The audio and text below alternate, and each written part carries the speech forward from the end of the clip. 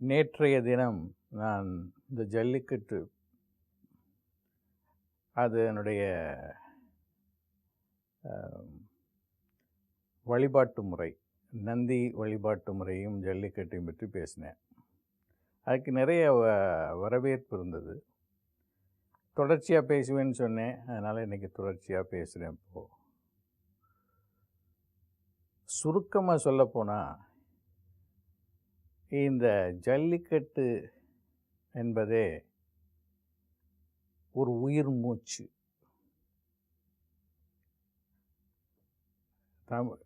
யாருக்கு உயிர் மூச்சு? எல்லோருடைய உயிர் மூச்சும் கூட. இதை நான் அலங்காரமாக சொல்லல, நிதர்சனமான உண்மை. இது எப்படி நான் இதை விளக்கமாக சொல்கிறேன்.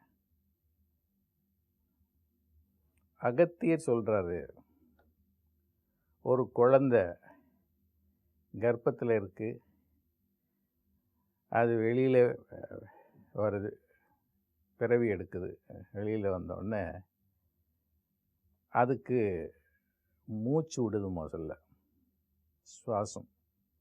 அந்த மூச்சு காற்று எங்கே இருந்து வருது அப்படின்னா, அது இந்த நந்திகிட்ட இருந்து தான் வருது. இங்கே மட்டும் இல்லை, எந்த நாட்டில் குழந்தை பிறந்தாலும் அந்த நாசி சுவாசம், நாஸ்ட்ரல் ப்ரீதிங் எப்போ வருதுன்னா, அந்த குழந்தை தாயினுடைய உடம்பிலிருந்து வெளியே வரும்போது தான் அந்த சுவாசம் வருது. இந்த நாஸ்ட்ரல் ப்ரீதிங், நாசி மூலமாக சுவாசிக்கக்கூடியது. இதை யார் சொல்கிறார்? அகஸ்தியர் சொல்கிறார். அதனால தான் சொன்னேன், இது உயிர் மூச்சுன்னு. சரி, இதுக்கு ஆதாரம் என்ன? இங்கே சென்னைக்கு பக்கத்தில் சித்துக்காடுன்னு ஒரு ஊர் இருக்குது. சித்தர்கள் எல்லாம் இருந்த காடு அது. அங்கே 2 கோயில் இருக்குது. ஒரு விஷ்ணு கோயில் ஒன்று இருக்குது, ஒரு சிவன் கோயில் இருக்குது. அந்த சிவன் ஆலயத்தில் போய் பார்த்தீங்கன்னா ஒரு நந்தி, அந்த மண்டபம் ஒன்று இருக்கும். அந்த நந்தி தான் இந்த மூச்சுக்காற்றுக்களை எல்லாம் எல்லாருக்கும் கொடுக்குறாரு அப்படின்னு சித்தர் அகஸ்தியர் சொல்கிறார். அகஸ்திய விஜயம்னுட்டு ஒரு மந்த்லி மேகசின் வருது. அதை தொடங்கினவர் பெரிய மகா சித்தர் வெங்கட்ராம சித்தர்னு பேர். அவர் இப்போ சமாதி ஆகிட்டார், திருவண்ணாமலையில் இருந்தார். அவர் இதை எழுதுகிறார். இதை நான் விளக்கி சொல்லலாம், ரொம்ப நேரம் எடுக்கும். ஆனால் இது நிதர்சனமான உண்மை. அந்த முதல் மூச்சு எங்கே இருந்து வருதுன்னா, இந்த நந்திக்கிட்ட இருந்து தான் வருது.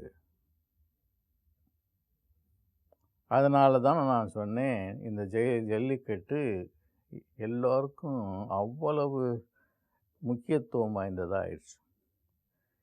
பேச்சு வழக்கில் கூட சொல்கிறாங்க. நான் டிவி பார்த்துட்டு இருக்கும்போது, எங்கள் கருவில் வளரக்கூடிய குழந்தை கூட இந்த ஜல்லிக்கட்டை பற்றி புரிந்து கொண்டு போராடும்னாங்க.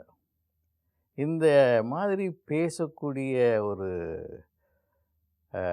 எண்ணம் எப்படி ஏற்படுகிறது அப்படின்னு கேட்டிங்கன்னா, இந்த அறிவுக்கு அப்பாற்பட்டு இந்த அன்கான்ஷியஸாக இருக்கக்கூடிய நிலையிலேயே அந்த ஆத்ம ஞானம், இந்த ஆத்ம ஞானத்தில் தெரியுது.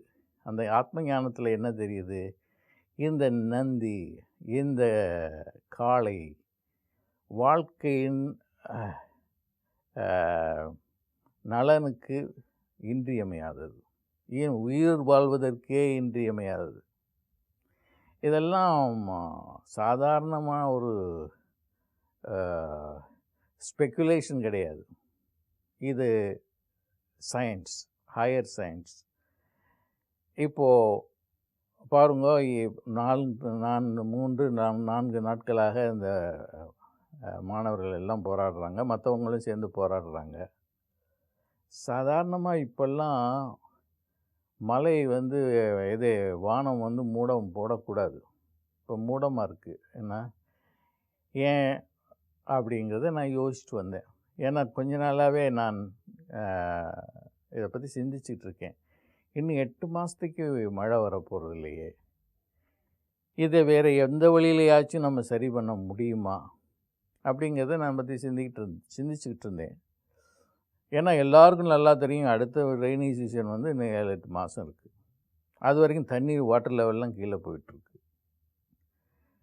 இப்போது ஒரு கொள்கை என்னன்னு கேட்டிங்கன்னா, திருவள்ளுவரே என்ன சொல்கிறாரு, தர்மமில் கெட்டு போயிடுச்சுன்னா மழை பெய்யாதுங்கிறார். ராஜா ஒரு இது ராஜ்யம் சரியான கேட்டால் மழை வராது. ஆக இந்த மழைக்கும் இயற்கைக்கும் தர்மத்துக்கும் ஒரு சம்பந்தம் இருக்குது. இன்னொரு செய்தியும் இருக்குது. என்னென்னா, நல்லார் ஒருவர் உளரே அவர் பொருட்டு எல்லோருக்கும் பெய்யும் மழை அப்படிங்கிறான். மழை பெய்கிறதுக்கு ரொம்ப பேர் தேவையில்லை, நல்லாரும் ஒருத்தர் இருந்தால் போதுங்கிறான். இப்போது எல்லாரும் ஒன்று சேர்றாங்க, சுயநலத்துக்காக இல்லை, ஒரு பொது நலத்துக்காக. அதனால தான் மழையே வர பார்க்குது. இன்னும் வரல, வரும். இது ஒரு பெரிய விழிப்புணர்ச்சி தரக்கூடிய செய்தி. ஏன்னு கேட்டிங்கன்னா, மக்களுடைய ஆன்ம சக்தி, எண்ணங்களுடைய சக்தி மிகப்பெரிய சக்தி. என்ன திருவள்ளுவரே என்ன சொன்னார், தவத்தால் வரும்னார். என்ன ஒன்னார் தேர்தலும் உந்தாரை அக்களும் எண்ணின் தவத்தால் வரும்னு ஒரு திருக்குறள் இருக்குது. ஒருத்தனை நல்லா வைக்கிறதும் அவனை கெடுக்கிறதும் தவத்தால் முடியும் அப்படிங்கிறார். அப்போ எண்ணத்திற்கு அவ்வளவு சக்தி இருக்குது. என்ன அந்த எண்ணத்தினால செய்ய முடியாதது எதுவுமே கிடையாது. அதுவும் இத்தனை பேர் இடையில எண்ணங்களும் சேர்ந்ததுன்னா அது ஒரு பெரிய இயற்கையே மாற்றக்கூடிய சக்தி கொடுக்குது. இதுக்கு இப்போது ஆராய்ச்சியும் இருக்குது. இந்த டிஎம் மூமெண்ட், இந்த டிரான்சென்டென்டல் மெடிடேஷன் மூமெண்ட்டில் மகேஷ் யோகி அவருடைய ஆர்கனைசேஷன் வாஷிங்டன் டிசியில் ஒரு ஆராய்ச்சி நடத்தினாங்க. என்னென்னா, அது வாஷிங்டன் டிசி தான் ரொம்ப க்ரைம் அதிகமாக இருக்கக்கூடிய இடம், க்ரைம் வயலன்ஸ். அங்கே என்ன சொன்னார், ஒரு 3000-4000 பேரை கொண்டு வந்து தியானம் பண்ண சொன்னால் க்ரைம் ரேட் குறையும், அதாவது வன்முறைகள் குறையும். அதை போலீஸ் டிபார்ட்மெண்ட்டோடு சேர்ந்து அந்த ஒரு ஆராய்ச்சி பண்ணாங்க. 25% இதுக்கு ரிசர்ச் இருக்குது, நீங்கள் கூகுள் சர்ச்சில் போய் பார்த்தீங்கன்னா தெரியும். 25% வன்முறை கம்மியாச்சு. ஸோ இதெல்லாம் பார்க்கும்போது எனக்கு ரொம்ப மகிழ்ச்சியாக இருக்குது. என்னென்னு கேட்டிங்கன்னா, இந்த தாட் பவர், எண்ணங்களுடைய சக்தி, அந்த எண்ணங்கள் அவ்வளவு சக்தி வாய்ந்தது. இவ்வளவு பேர், லட்சக்கணக்கான பேர், கோடிக்கணக்கான பேர்கள் சேர்ந்து இந்த இந்தியாவையே மாற்ற முடியும். அது யாரால் முடியும் அப்படின்னு கேட்டிங்கன்னா, இளைஞர்களால் தான் முடியும். ஏன்னா இளைஞர்கள்லாம் வாழ துடிக்கிறாங்க. அவங்களுக்கு இங்கே இருக்க முறைகேடுகளை பார்த்து ரொம்ப மன உளைச்சலோடு இருக்காங்க. இதை நம்மளால் மாற்ற முடியும் அப்படின்னு நினைக்கிறாங்க. என்ன அதுக்கு முதலாக இப்போது இது ஒரு எக்ஸ்பெரிமெண்டேஷன். இந்த எக்ஸ்பெரிமெண்டேஷன் பார்க்கும்போது இதால் முடியும். அப்போ இந்த எண்ணங்கள் அவ்வளவு சக்தி வாய்ந்தது. அதுவும் அதை ஆன்மீகத்துக்கு கொண்டு போனீங்கன்னு வச்சுக்கோங்க. சாதாரணமாக இந்த எண்ணங்கள் மூச்சோட தொடர்புடையது. நீங்கள் எப்படி மூச்சு விடுறீங்களோ அந்த தன்மையை வச்சு உங்களுடைய எண்ணங்கள் வலுவான எண்ணங்களா அல்லது வலுவற்ற எண்ணங்களான்னு தெரியும். அந்த மூச்சுக்கும் இந்த காலைக்கும் நிறைய சம்பந்தம் உண்டு. அதான் நான் சொன்னேன், இந்த மூச்சு உயிர் மூச்சுன்னு சொல்கிறேன் பாருங்க. உயிர் மூச்சை கொடுக்கக்கூடியதே இந்த காலை. அதனால தான் இந்த நந்திக்கு உள்ள அறிவு யாருக்கும் கிடையாது. இப்போ நந்தியை பற்றி இப்போ படித்து பார்த்தீங்கன்னா, இப்போ சிவபுராணத்தில் படிச்சிங்கன்னா, நந்தி சிலாத மகரிஷியினுடைய பையன். அவர் மனுஷனுக்கு அவர் எப்படி பிறந்தார்னா, அவர் சிவன்கிட்ட தவம் பண்ணுறாரு. அந்த தவத்தினால உனக்கு ஒரு குழந்தை கிடைக்குங்கிறாரு. அந்த குழந்தை பூமியிலேருந்து வருது. அந்த குழந்தை என்ன செய்யுது, 7 நாள் 8 நாள் 7 நாளில் எல்லாத்தையும் கற்றுக்குது. என்ன அவ்வளவு சக்தி! 7 ஆண்டுகள், 7 ஆண்டுகளுக்குள்ளே எல்லா அறிவுகளையும் கற்றுக்குது. என்ன அறிவு? சாதாரண இந்த அறிவு இல்லை. என்னென்ன அஷ்டமாஸ்திகளில் இருந்து எல்லா வகையான கலைகளையும் கற்றுக்குது. அதனால தான் அந்த சிவன் சொல்கிறாரு, இவ்வளவு அறிவு ஆற்றல் உடையதான நம்ம வந்து ஆர்மியினுடைய லீடர் ஆக்கணுங்கிறாங்க. பெரிய கதை, இதை நான் ரொம்ப சுருக்கமாக சொல்கிறேன் உங்களுக்கு. அவரே ஆக்குறாங்க. இந்த கதையை அப்புறம் அவருக்கு கல்யாணம் ஆகுது. அவர் அப்புறம் ஆர்மி ஜென்ரல் ஆகிறாங்க. இதுக்கெல்லாம் ஒரு திருவிழாவே நடத்துகிறாங்க. 7 ஊர் திருவிழான்னு திருவையாறுலேருந்து ஆரம்பித்து இந்த திருமழபாடியிலே முடியும்னு நினைக்கிறேன். அந்த திருவிழாக்கள் இந்த சம்மரில் வருது. நேற்று கூட அதை பற்றி நான் சொன்னேன். இதையெல்லாம் நீங்கள் வந்து ஆராய்ச்சி செய்ய வேண்டும். இதெல்லாம் வெறும் புராணக்கதை, மூட நம்பிக்கை கிடையாது. இப்போது மூச்சு காற்றுக்கும் இந்த காலைக்கு என்ன சம்பந்தம் இருக்குங்கிறத நீங்கள் போய் பார்த்தீங்கன்னா, இது எண்ட்லெஸ் ரிசர்ச். இது முடிவே இல்லாத ஆராய்ச்சி. அவ்வளவு ரகசியங்கள் அதில் பொதிந்து கிடக்கின்றது. நான் இதில் ரொம்ப மகிழ்ச்சியாக இருப்பதற்கு காரணம், இந்த எழுச்சி, மாணவர்களுடைய எழுச்சி ஒரு ஆன்மீக எழுச்சியாக வர வேண்டும். ஆன்மீகத்தினால செய்ய முடியாது எதுவுமே இல்லை. இந்த ஆன்மீகம்ங்கிறது இங்கே எப்படின்னு கேட்டிங்கன்னா, இப்போ வேதங்களையோ உபனிஷத்துக்களையோ இல்லை எடுத்துக்கிட்டோம்னா, அதெல்லாம் வெறும் மதச்சார்புள்ள நூல்கள் கிடையாது. அதெல்லாம் பியோர் சயின்ஸ். அது மெட்டா சயின்ஸ், ரொம்ப பெரிய விஞ்ஞானம். எப்படி நேச்சரை, இயற்கையை மனிதன் அவனுடைய ஆற்றலால் மாற்ற முடியும். இதுதான் சித்தி. சித்தினா என்ன? சாதாரண அறிவை விட்டு ஒரு பேரறிவு ஒன்று நம்மள்கிட்ட இருக்குது. அந்த பேரறிவு யார்கிட்ட இருக்குது? நந்திகிட்ட இருக்குது. நவ ஆகமங்கள் எங்கள் நந்தி தந்தானேங்கிறார் திருமூலர். எங்கள் நந்தினா என்னுடைய குரு. அவர் நந்தி. அவர் ஒரு காளை. அவர் இந்த 9 ஆகமங்களையும் கொண்டார். அந்த ஆகமெல்லாம் என்னென்னு எடுத்து படித்து பார்த்தீங்கன்னா, பேரறிவு, பேராற்றலை பற்றி சொல்லக்கூடிய. அதனால தான் திருமூலர் திருமந்திரத்தை படிக்கணும். இது சாதாரணமாக நீங்கள் திருமூலர்னா என்ன திருமூலரை படிக்க சொல்கிறீங்க? இதெல்லாம் 10ஆம் பசலி, இதெல்லாம் போய் அறிவு டைம் வேஸ்ட்டுன்னு நினைக்காதீங்க. திருமூலர் என்ன சொல்கிறாரு?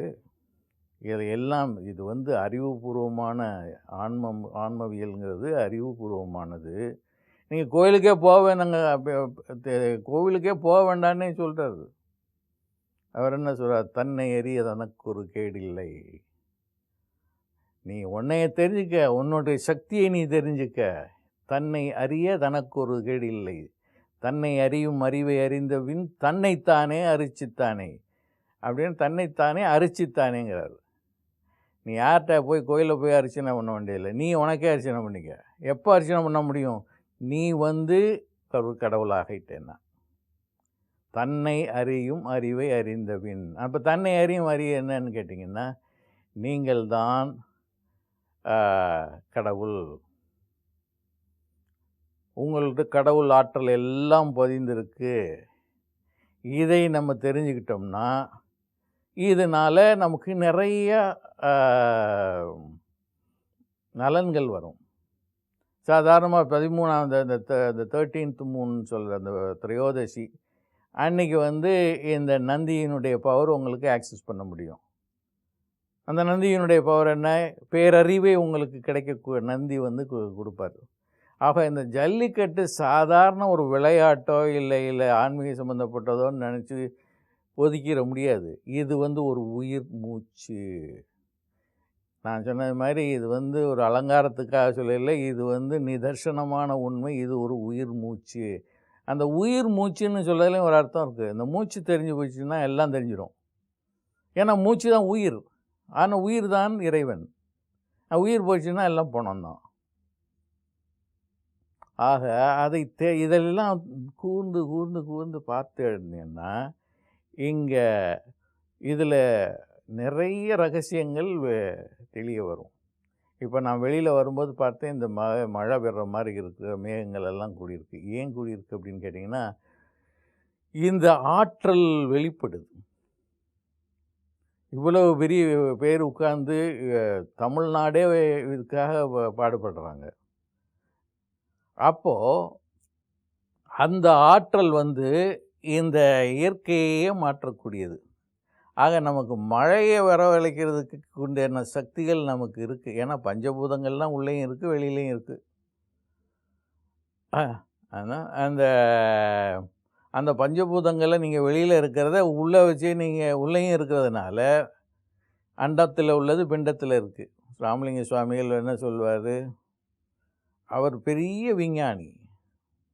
ராமலிங்க சுவாமிகள் பெரிய விஞ்ஞானி. சில சமயங்களில் சொல்வார், நமக் சிவாய சொன்னால் என்ன சொல்லிகிட்டே இருந்தேன்னா உனது மூளை மூடமாயிருன்றார். அது பிரயோஜனம் இல்லை அப்படிம்பார். நான் இந்த மாதிரி கடைசி காலத்தில் எல்லாம் சிவனை எல்லாம் விட்டுடுங்க, இந்த மாதிரி நான் சாமி கும்பிட்றத விட்டதுனால தான் நான் பெரிய ஆளானேன்னாரு. அவங்க கேட்டாங்க, நீங்கள் இவ்வளோ பெரிய ஆளானதுக்கு காரணமே நீங்கள் இறைவனை எல்லாம் கும்பிட்டது தானேனாரு. இல்லை, அதை விட்டதுனால தாங்கிறார்.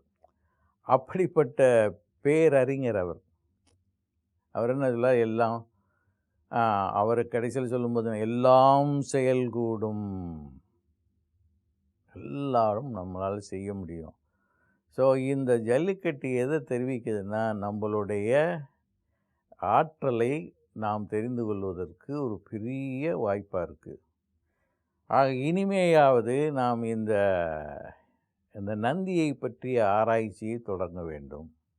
அந்த நந்தி சக்தி என்ன, அந்த காளையினுடைய சக்தி என்ன, அது ஒரு மிருகம், அதனால ஒரு விவசாயத்துக்கு பயன்படுது, இல்லை மற்ற வேலைகளுக்கு பயன்படுது அப்படின்னு நினைக்கிறத விட்டுட்டு, அதை ஒரு ஆர்கிடைப் அப்படிங்கிற சொல்லக்கூடிய கருத்து இருக்குது.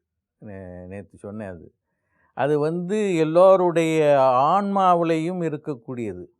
நான் சொன்னேன், இந்த சிந்துவெளி நாகரிகத்தில் இந்த காளையெல்லாம் இருக்குதுன்னு சொன்னேன். இன்றைக்கி தினமலரில் கூட போட்டிருக்காங்க, அந்த சிந்துவெளி நாகரிகத்தில் இந்த காளையினுடைய படங்கள் எல்லாம் போட்டிருக்காங்க. ஆக ஏன் அவ்வளவுக்கு முக்கியத்துவம் இருந்ததுன்னா, அந்த ஆன்மாவுக்கும் இந்த நந்திக்கும் ஒரு தொடர்பு இருக்குது. அந்த நந்திகளுடைய பண்டிகைகள் என்ன, அது எந்த நேரங்களில் வெளிப்படை ஆகுது, இதெல்லாம் பார்த்திங்கன்னா பேரறிவை அடைவதற்கு அது ஒரு வாய்ப்பாக இருக்கும். இதை இப்போது நான் இந்த மாதிரி ஒரு அறிவியல் மூலமாக நம்மளுடையது மட்டுமல்ல, உலகத்தில் உள்ள புராணங்களையும் சிம்பல்ஸ், மித்தாலஜி எல்லாம் படிக்கிறதுக்காக தான் நான் அமெரிக்கா சென்றேன். நான் இங்கே உள்ள பல முறைகளை நான் ஆராய்ந்தேன். அதுக்காக தான் எனக்கு அதில் பிஹெச்டி கொடுத்தாங்க. அதில் அதற்கு முன்னாலே இங்கேயே நான் ஆராய்ச்சி பண்ணேன். அந்த ஆராய்ச்சி பண்ணும்போது திரிபுர சம்ஹாரம் அப்படிங்கிறத பற்றி ஆராய்ச்சி பண்ணும்போது, இங்கே அமெரிக்காவிலேருந்து அந்த அமெரிக்க பேராசிரியர் ஒருவர், நீங்கள் இங்கே அது பப்ளிஷ் பண்ணோம் இங்கே மதுரை யூனிவர்சிட்டியில் இருந்தப்போ. அப்போது அவங்க என்னை கூட்டிகிட்டு போனாங்க. இந்த ஆராய்ச்சி ஒரு புதுவிதமான ஆராய்ச்சியாக இருக்குது, அதெல்லாம் எங்கே இருந்து எடுத்தேன், இந்த சித்தர்கள் இது மூலமாக தான் எடுத்தேன், இதை நீங்கள் ஏன் அமெரிக்காவில் செய்யக்கூடாது? அப்படி தான் நான் அமெரிக்காவுக்கு சென்றேன். அங்கே போய் மற்றபடி ஃப்ரான்ஸில் என்ன பண்ணுறாங்க, ஜெர்மன் ஸ்காலர்ஸ் எப்படி பண்ணுறாங்க, அமெரிக்கன் ஸ்காலர்ஸ் எப்படி பண்ணுறாங்க, இதில் உள்ள ரகசியம் என்ன இருக்குது அப்படிங்கிறதெல்லாம், என்னென்ன தியரிஸ் இருக்குது, இதை எப்படி அப்ளை பண்ணுறதுன்ட்டு கண்டுபிடிக்கும்போது ஒரு பேரறிவு இதில் இருக்குது. அப்போது கடைசியில் என்ன நினச்சுன்னா, ஐன்ஸ்டைன் ஒரு பேரறிஞர், பெரிய விஞ்ஞானி. அவருக்கு மாதிரி பெரிய இப்போது விஞ்ஞானி இப்போ வருவாரா அப்படிங்கிறது, இனிமேல் வருவாராங்கிறதே சந்தேகம். அவ்வளவு பேரறிஞர். அவர் என்ன சொன்னார், எங்கு விஞ்ஞானம் முடிகிறதோ அங்கு மெய்ஞானம் தொடங்குகின்றதுனர். வேர் சயின்ஸ் எண்ட்ஸ் தேர் ரிலிஜன் பிகின்ஸ். ரிலிஜன் எப்போ ஆரம்பம், சயின்ஸில் ஒன்றும் என்னால் எக்ஸ்பிளைன் பண்ண முடியலப்பா அப்படிங்கிற போது அதான் சயின்ஸ் ஆரம்பமாகுது அப்படின்னார். ஆக நம்ம அறிவியல் புறமாகவே எல்லாத்தையும் பார்த்துக்கிட்டு இருந்தோம்னு வச்சுங்க, இந்த மெட்டீரியல் சயின்ஸ் மூலமாக பார்த்துக்கிட்டு இருந்தோம்னா எல்லாத்தையும் கண்டுபிடிக்க முடியாது. அவரே என்ன சொன்னார், நான் கண்டுபிடித்தவைகள் எல்லாம் என்னுடைய பகுத்தறிவை வைத்து அல்ல, பகுத்தறிவை வைத்து நான் கண்டுபிடிக்கவில்லை. எதை வச்சு கண்டுபிடிக்கிறேன்? என்னுடைய இன்ட்யூஷன், ஆன்ம அறிவிலிருந்து தான் இவ்வளவு ரகசியங்களையும் E=mc² எப்படி தெரிய வந்தது எனக்கு அப்படின்னு கேட்டிங்கன்னா, இந்த ஆன்ம பல முறை அதை சொல்லியிருக்காரு. இப்போ இந்த ஆன்ம அறிவு வளம் எங்கே இருக்குது அப்படின்னு கேட்டிங்கன்னா, நம்ம புராணங்களை எல்லாம் படிக்கணும். புராணங்கள் எல்லாம் சேர்த்து இப்போ தூக்கி வச்சிடக்கூடாது, எல்லாம் ஒன்றும் உருப்படாது. அந்த புராணங்களை எப்படி படிப்பது என்பதே விஞ்ஞானம். இப்போ அதுக்கு நான் 2 வருஷம் அங்கே ஆராய்ச்சி பண்ணேன். எந்தெந்த முறையில் இந்த டீகோடிங், அதை டீகோட் பண்ண முடியும் இந்த மித்ஸை, அதெல்லாம் பண்ணினோம்னா, இப்போ நந்தியை எடுத்துக்கிட்டே ஒருத்தர் பண்ணலாம், அதிலே ஒரு PhD பண்ணலாம். அது எப்படி உடலை இயக்குது, எப்படி அறிவை இயக்குது, எப்படி இங்கே அண்டாண்டங்களையும் இயக்குது அப்படிங்கிறதெல்லாம் ஒரு அறிவுபூர்வமாக கொண்டு வர முடியும். இதுக்கெல்லாம் மெத்தடாலஜி இருக்குது. இதை ஏன் நான் இப்போ சொல்கிறேன்னா, இளைஞர்கள் இதில் ஈடுபட்டு இருக்கிறார்கள். அவர்கள் இந்த ஆன்ம சக்தியை தெரிந்து கொண்டால், இப்போ இந்த 8 மாதம் நம்ம மழையே வரப்போகிறதில்ல, நிறைய கஷ்டமாக போகிறது. இப்போ நிறைய விவசாயிகள்லாம் தற்கொலை பண்ணிக்கிட்டு இருக்காங்க. இதெல்லாம் தடுப்பதற்கு மழையை வர வைக்கணும், வர வைக்க முடியும். இதுக்கு ரொம்ப செலவும் ஆக போகிறதில்ல, ஆன்ம சக்தி இருக்குது. நான் சொல்கிறது இப்போ இந்தியாவில் இப்போ பாப்புலேஷன் ப்ராப்ளம்ங்கிறாங்க, பாப்புலேஷன் ப்ராப்ளமே கிடையாது. இந்த ஜனத்தொகைகள்லாம் ஆன்ம சக்தி, இவ்வளவு ஆன்ம சக்திகளை நம்ம எப்படி முறைப்படுத்தி பயன்படுத்தலாம். அப்படி பயன்படுத்தினோம்னா இப்போ இந்த மலை மேகங்கள்லாம் சூழ்ந்துட்டு வர்ற மாதிரி மழை பெய்யும். அப்போ அவர்கள் எண்ணங்களை இப்போ ஒரே இதில் என்ன இருக்காங்க, இந்த ஜல்லிக்கட்டுங்கிறதுலே இருக்காங்க. அதை சில எப்படி அந்த எண்ணங்களை நாம் முறைப்படுத்த முடியும் அப்படிங்கிறத பார்க்கணும். அதற்கெல்லாம் சித்தர்கள் வழிமுறைகள் சொல்லியிருக்கான். இப்போது அதெல்லாம் நம்ம எப்படி பயன்படுத்துவது, எப்படி நம்மளுடைய ஆன்ம அறிவை வெளிப்படுத்துவது, அந்த ஆன்ம அறிவை வெளிப்படுத்துவதன் மூலம் எப்படி இயற்கையை நாம் கட்டுப்படுத்த முடியும் என்பதை கண்டுபிடித்தவர்கள் சித்தர்கள், வேத ரிஷிகள். இனிமேயாவது நாம் இந்த இந்த நம்முடைய நாகரிகத்தை, நம்மளுடைய பண்பாட்டை ஒரு ஆன்ம அறிவியல் கண்ணோட்டத்துடன் பார்த்தால் இந்தியா உலகிலேயே சிறந்த வல்லரசாக முடியும். மற்ற நாடுகளுக்கு அறிவியலை, தெய்வீக அறிவியலை, ஒரு பேரறிவை கொடுக்கக்கூடிய இன்டலெக்சுவல் ப்ராப்பர்ட்டின்னு சொல்லக்கூடியதெல்லாம் இங்கே இருக்குது. இதை நான் உங்கள்கிட்ட பகிர்ந்து கொண்டதற்கு எனக்கு மிக மகிழ்ச்சியாக இருக்கின்றது. இன்னும் சில இதை பற்றி பேசிக்கொண்டே செல்லலாம். இன்னும் தொடர்ந்து இதை செய்வேன். இந்த தலைப்பு இல்லாமல் மற்ற தலைப்புகளையும் இதில் ஆராயலாம். ஆனால் இந்த ஜல்லிக்கட்டு என்பது ரொம்ப முக்கியமானது. இது நடக்கும். இது மனித சமுதாயத்துக்கே கிடைத்த ஒரு பெரிய வெற்றி என்றே சொல்லலாம். நன்றி, வணக்கம்.